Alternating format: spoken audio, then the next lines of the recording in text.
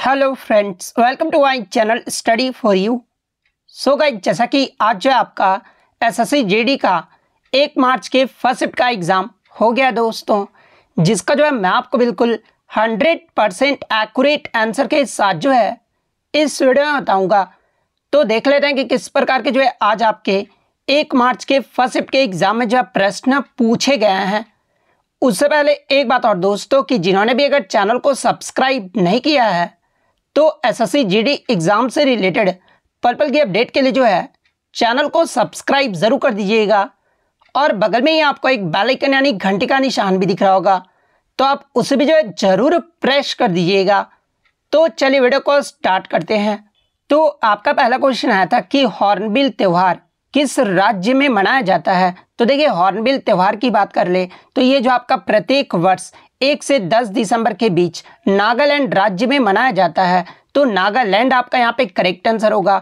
इसके अलावा मैं आपको बता दूं कि हॉर्नबिल त्यौहार को जो है ये आपका त्योहारों का त्यौहार भी जो है वो कहा जाता है। और ये जो आपका हॉर्नबिल त्यौहार है ना, ये आपका 10 दिनों तक मनाए जाने वाला जो है नागालैंड का एक त्यौहार है। तो ये फैक्ट भी आपको ध्यान में रखना है। इसके अलावा नागालैंड के अन्य त्यौहार की बात कर ले, जैसे कि मुआसू फेस्टिवल, ये जो आपका एओ जनजाति के नागालैंड के जनजाति के द्वारा जो है ये आपका मनाया जाता है। इसके अलावा सेकरनई फेस्टिवल की बात कर ले तो देखिए, सेकरनई फेस्टिवल जो है ये आपके आगामी जनजाति के द्वारा जो है इस त्यौहार को जो है वो मनाया जाता है। और देखिए, ये भी जो आपका सेकरनई फेस्टिवल है ना, ये आपका नागालैंड में 10 दिनों तक इस त्यौहार को जो है वो मनाया जाता है।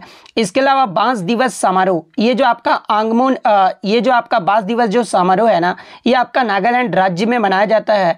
इसके अलावा आंगमोंग फेस्टिवल जो है ये आपके संगटम जनजाति के द्वारा जो है नागालैंड राज्य में मनाया जाता है।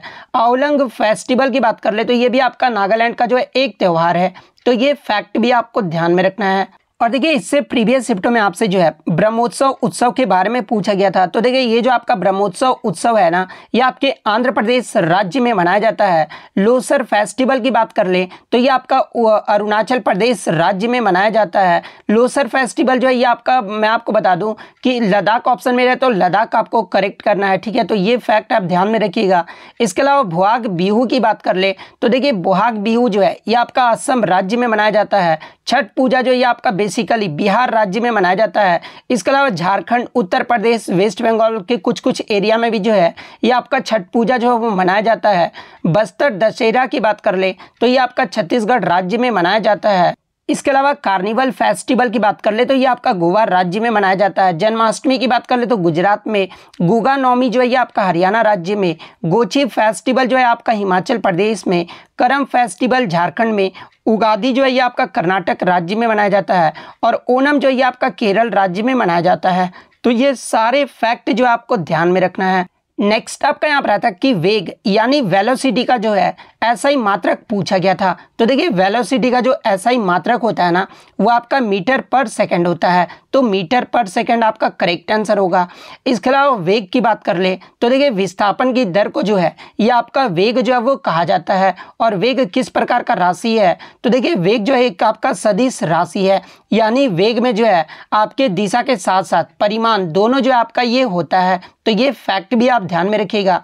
इसके अलावा अगर संवेग का पूछा जाए यानी मोमेंटम का ऐसा यूनिट क्या होता है, तो देखिए, मोमेंटम का जो ऐसा यूनिट है ना, ये आपका केजी मीटर पर सेकंड होता है।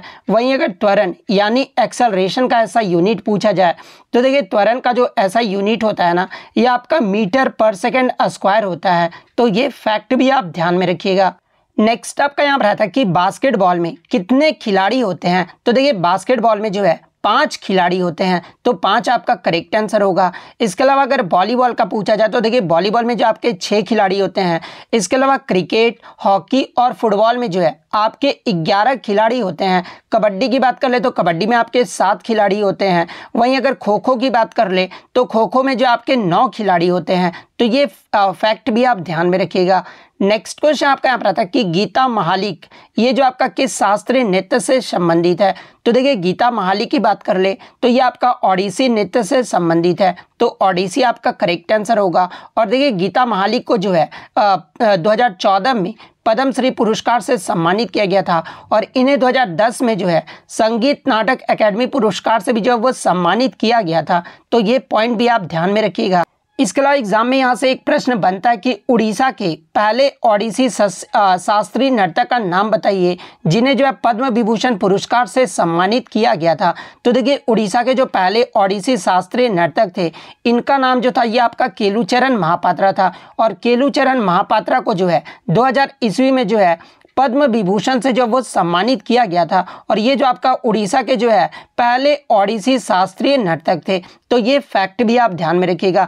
इसके अलावा केलुचरण महापात्रा को जो है 1989 में भारत सरकार के द्वारा कला के क्षेत्र में जो इन्हें पद्म भूषण से सम्मानित किया गया था, और इन्हें 1972 में जो है पद्मश्री पुरस्कार से भी जो वो सम्मानित किया गया था। तो ये फैक्ट भी आप ध्यान में रखिएगा। नेक्स्ट क्वेश्चन आपका यहाँ पर आता है कि समवर्ती सूची ये जो है कौन सी अनुसूची में आता है। तो देखिए समवर्ती सूची की बात कर ले तो ये जो आपका 7वीं अनुसूची के अंतर्गत आता है।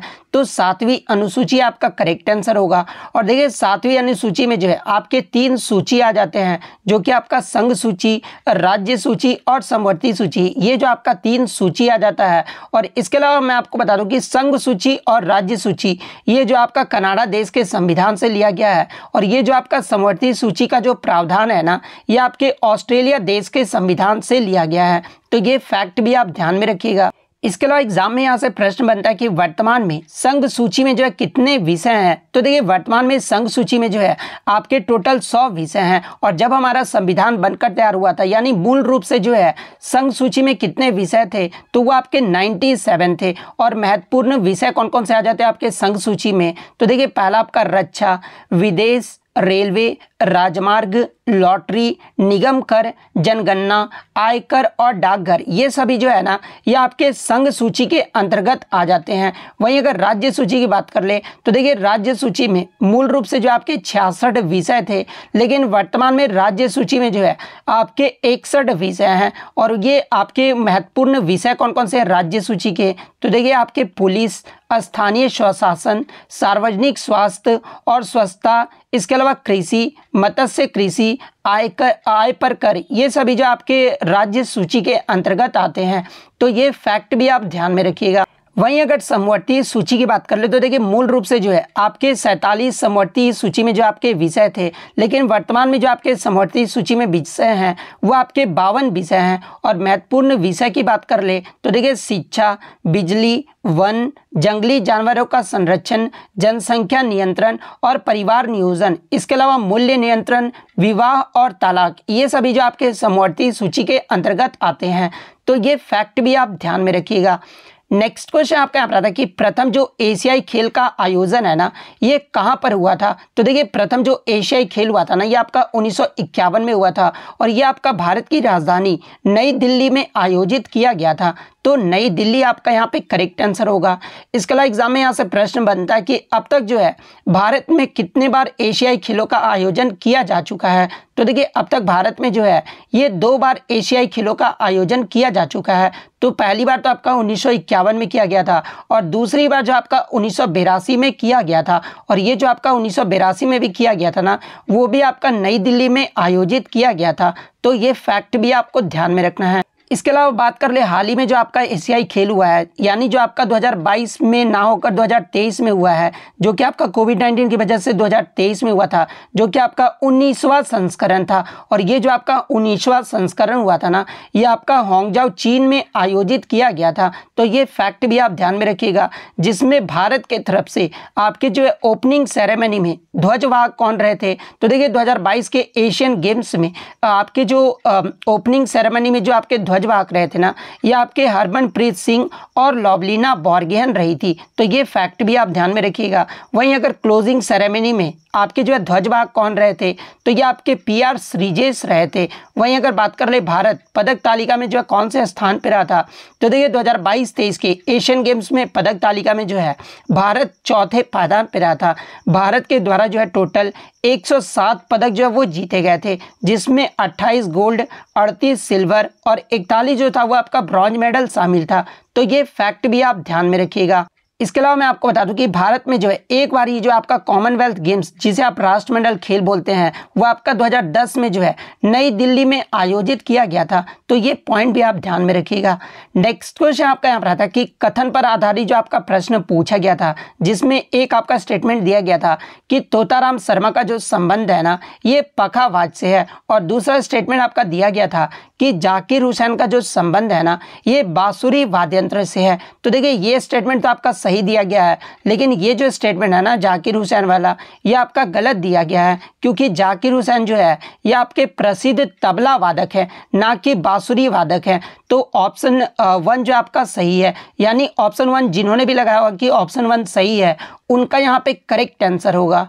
नेक्स्ट आपका यहाँ पर आता है कि 1990 में वार्षिक योजना के समय जो है कौन सी पंचवर्षीय योजना जो है वो शुरू नहीं हो पाया था। तो देखिए मैं आपको बता दूं कि केंद्र में तेजी से बदलती आर्थिक स्थिति के कारण 1990 में जो है 8वीं पंचवर्षीय योजना को जो है शुरू नहीं किया गया था, और इसके जगह पे जो आपका वार्षिक योजना को जो वो शुरू किया गया था जिसका अवधि जो है ये आपका 1990 से लेकर जो है 92 तक रहा था। तो 8वीं पंचवर्षीय योजना आपका करेक्ट आंसर होगा।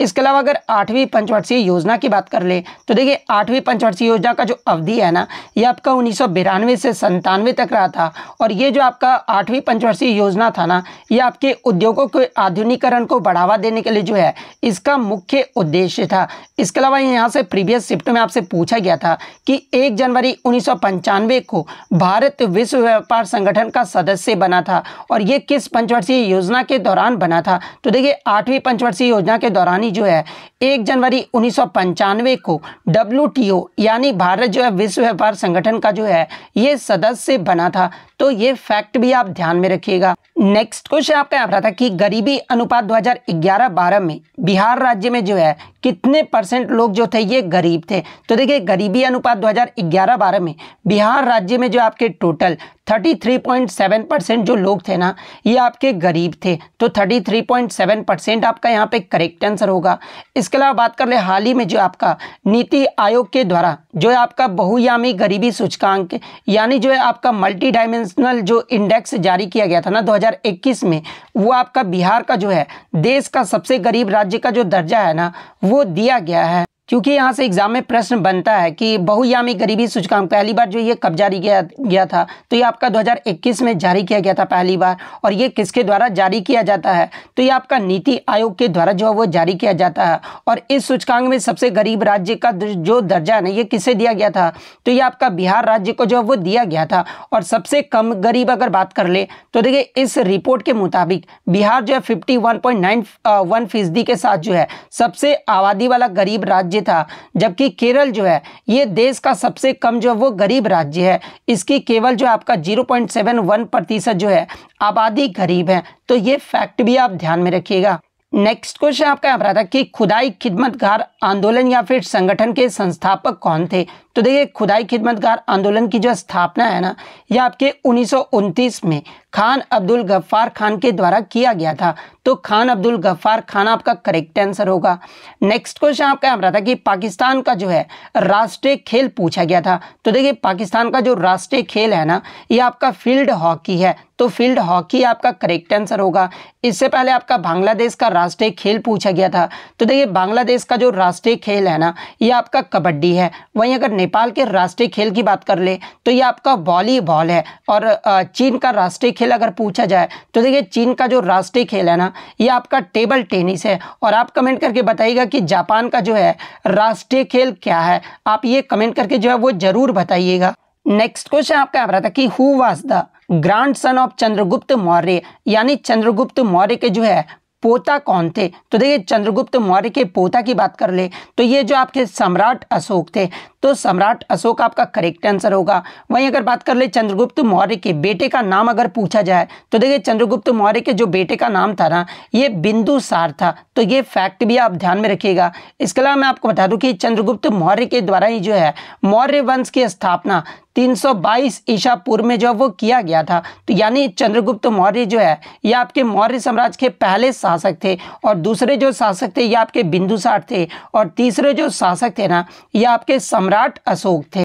वहीं अगर बात कर ले मौर्य वंश के अंतिम शासक के बारे में पूछा जाता है तो देखिए बृहदत्त जो थे ना, ये मौर्य वंश के जो है अंतिम शासक थे, जिसकी हत्या जो ये आपका पुष्यमित्र शुंग के द्वारा जो है वो किया गया था। और मौर्य वंश के बाद जो है ये आपका शुंग वंश आया था। तो इतने बात जो आपको ध्यान में रखना है। और मौर्य वंश का जो शासनकाल है ये कब से कब तक रहा था, तो देखिए 322 ईसा पूर्व से लेकर जो है 185 ईसा पूर्व तक जो है मौर्य वंश का शासन रहा था। नेक्स्ट क्वेश्चन आपका यहाँ पर था कि वैभव फेलोशिप योजना ये जो है किसके द्वारा लॉन्च किया गया है। तो देखिए वैभव फेलोशिप योजना की बात कर ले तो ये जो आपका केंद्रीय विज्ञान एवं प्रौद्योगिकी मंत्री के द्वारा 28 फरवरी 2023 को जो है भारतीय प्रवासियों के लिए वैभव फेलोशिप योजना जो है इसकी शुरुआत जो है वो किया गया है। तो केंद्रीय विज्ञान एवं प्रौद्योगिकी मंत्री आपका करेक्ट आंसर होगा। इसके अलावा एग्जाम में अगर यहाँ से प्रश्न बने कि 28 फरवरी को जो है कौन सा दिवस के रूप में मनाया जाता है, तो देखिए प्रत्येक वर्ष 28 फरवरी को जो है ये आपका राष्ट्रीय विज्ञान दिवस के रूप में मनाया जाता है। तो ये फैक्ट भी आप ध्यान में रखिएगा। नेक्स्ट क्वेश्चन आपका यहाँ पर आता है कि कथक का शब्द का जो है शाब्दिक अर्थ पूछा गया था। तो देखिए कथक की बात कर ले तो ये जो आपका उत्तर प्रदेश राज्य का जो है एक शास्त्रीय नृत्य है और इसका जो शाब्दिक अर्थ होता है ना, यानी इसकी जो उत्पत्ति है ये आपका कथा शब्द से हुआ है, जिसका अर्थ जो है एक कहानी से है या फिर कथाकार या फिर कथा को नित्य रूप से कथन करने वाला, ये जो आपका इसका शाब्दिक अर्थ होता है। तो इनमें से जो भी ऑप्शन में दिया गया होगा वो आपका करेक्ट आंसर होगा। नेक्स्ट क्वेश्चन आपका यहाँ पर आता है कि साक्षरता यानी लिटरेसी रेट को जो है कैसे परिभाषित किया जाता है। तो देखिए साक्षरता दर की बात कर ले तो ये जो आपका 7 और उससे अधिक आयु वर्ग में साक्षर आबादी के अनुपात को जो वो मापता है। तो यही जो आपका साक्षरता दर की परिभाषा को जो है ये बताता है। तो ये ऑप्शन आपका यहाँ पे करेक्ट आंसर होगा। नेक्स्ट क्वेश्चन आपका यहाँ पर आता है कि वर्ष 1944-45 में बॉम्बे प्लान योजना जो है ये कितने उद्योगपतियों के द्वारा जो है इसे प्रस्तुत किया गया था। तो देखिए मैं आपको बता दूं कि वर्ष 1944 में मुंबई के 8 उद्योगपतियों के द्वारा जिसके जो देखरेख जो किया गया था ना, ये आपके आदेशी दलाल की देखरेख में जो है ये योजना जो आपका प्रस्तुत किया गया था। और इस योजना को जो है आपका बॉम्बे प्लान के नाम से जो वो जाना जाता था। तो 8 उद्योगपति आपका करेक्ट आंसर होगा। इसके अलावा एग्जाम में प्रश्न बनता है कि बॉम्बे प्लान का जो है औपचारिक नाम क्या था। तो देखिए बॉम्बे प्लान का जो औपचारिक नाम था ना, ये भारत के लिए आर्थिक विकास की योजना था। तो ये फैक्ट भी आप ध्यान में रखिएगा। नेक्स्ट क्वेश्चन आपका यहाँ पर था कि इनमें से कौन से राज्य के नीति निर्देशक तत्व यानी डीपीएसपी सिद्धांत में जो है ये सम्मिलित नहीं है। तो देखिए अगर डीपीएसपी की बात कर ले तो ये आपका भारत के संविधान के भाग 4 और अनुच्छेद 36 से 51 में जो है डीपीएसपी का वर्णन जो है वो किया गया है। और देखिए इसमें जो आपके सिद्धांतों का जो है ऑप्शन मुझे नहीं मिले हैं। तो जो भी बच्चे अगर एग्जाम देकर आए हैं तो आप इसके ऑप्शन जो है वो कमेंट करके जरूर बता दीजिएगा, क्योंकि एक ही ऑप्शन मुझे मिला था जो कि पशुपालन जो है एक आपका दिया गया था। तो देखिए पशुपालन जो है ये आपके अनुच्छेद 48 में जो है डीपीएसपी के अंतर्गत आ जाते हैं। तो ये ऑप्शन तो आपका सही नहीं होगा क्योंकि यहाँ पे सम्मिलित नहीं है, पूछा गया था। इसके अलावा 3 ऑप्शन जो भी आपको याद है आप कमेंट करके बता दीजिएगा। नेक्स्ट क्वेश्चन आपका यहाँ पर आता है कि सर्वाइकल कैंसर की रोकथाम के लिए भारत के पहले स्वदेशी रूप से विकसित टीका जो आपका नाम था ना, ये सार्ववैक की घोषणा जो है ये किस केंद्रीय मंत्री के द्वारा किया गया था। तो देखिए केंद्रीय मंत्री डॉक्टर जितेंद्र सिंह के द्वारा जो है सर्वाइकल कैंसर की रोकथाम के लिए भारत के पहले स्वदेशी रूप से विकसित टीका सार्ववैक की घोषणा जो है वो किया गया है। तो केंद्रीय मंत्री डॉक्टर जितेंद्र सिंह आपका यहाँ पे करेक्ट आंसर होगा। नेक्स्ट क्वेश्चन आपका यहाँ पर रहा था कि एकार्य किस भारतीय शास्त्रीय नृत्य शैली का एक रूप है। तो देखिए एकार्य जो है यह आपका भरतनाट्यम नृत्य को जो है वो कहा जाता है। तो भरतनाट्यम आपका यहाँ पे करेक्ट आंसर होगा। और भरतनाट्यम ये जो है किस राज्य का एक शास्त्रीय नृत्य है, तो ये आपका तमिलनाडु राज्य का जो है एक शास्त्रीय नृत्य है। अगर हम लोग हिंदी की बात कर ले तो हिंदी में जो आपका अंगरक्षक का जो है तत्सम शब्द पूछा गया था। तो देखिए अंगरक्षक का जो तत्सम शब्द होता है ना, ये आपका अंग रखा होता है। तो अंग रखा आपका यहाँ पे करेक्ट आंसर होगा। नेक्स्ट आपका उच्छ्वास का जो है तत्सम शब्द पूछा गया था। तो देखिए उच्छ्वास का जो तत्सम शब्द होता है ना, वो आपका उसास होता है। तो उसास आपका यहाँ पे करेक्ट आंसर होगा। तो इतने क्वेश्चन जो है आज मुझे बच्चों के द्वारा मिले हैं जो कि 100% रियल और ऑथेंटिक हैं। तो अगर वीडियो अच्छी लगी हो तो वीडियो को जो है लाइक ज़रूर कर दीजिएगा और इसी तरह रियल एनालिसिस पाने के लिए जो है चैनल को सब्सक्राइब ज़रूर कर दीजिएगा। तो मिलते हैं नेक्स्ट वीडियो में, तब तक thank you, all the best.